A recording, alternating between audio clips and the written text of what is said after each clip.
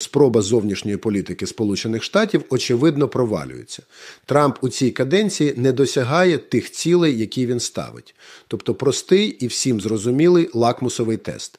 Якщо організація або людина досягає поставленої ними ж мети, в установлені терміни, в установлену суму, ця система або людина перебуває в стані менеджменту.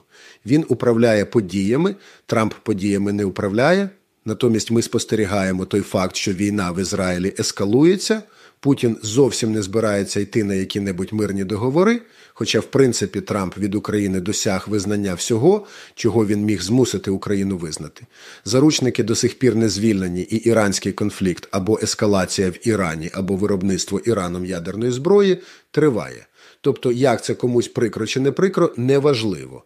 Очевидний результат – Трамп у своїй другій каденції, його міжнародна політика зазнає поразки.